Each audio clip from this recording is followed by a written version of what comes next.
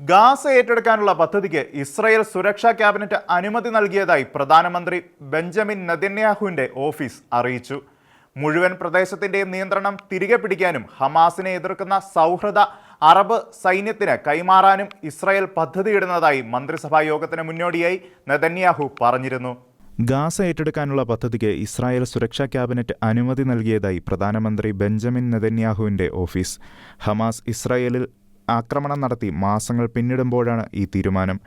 മുഴുവൻ പ്രദേശത്തിന്റെ നിയന്ത്രണം തിരികെ പിടിക്കാനും ഹമാസിനെ എതിർക്കുന്ന സൗഹൃദ അറബ് സൈന്യത്തിന് കൈമാറാനും ഇസ്രായേൽ പദ്ധതിയിടുന്നതായി മന്ത്രിസഭാ യോഗത്തിന് മുന്നോടിയായി നെതന്യാഹു പറഞ്ഞിരുന്നു.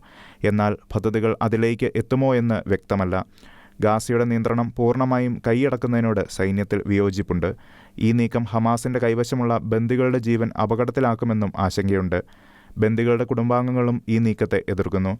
ഗാസ പിടിച്ചടക്കാനുള്ള ഒരുക്കവുമായി നെതന്യാഹു സർക്കാർ മുന്നോട്ടു പോകവേ സൈനിക നടപടി തുടരുന്നതിനെ എതിർത്ത് ഇസ്രായേലിൽ അഭിപ്രായ വോട്ടെടുപ്പുകൾ തുടങ്ങി.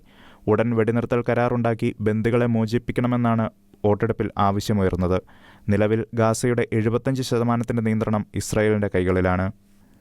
International desk, Shekinah news.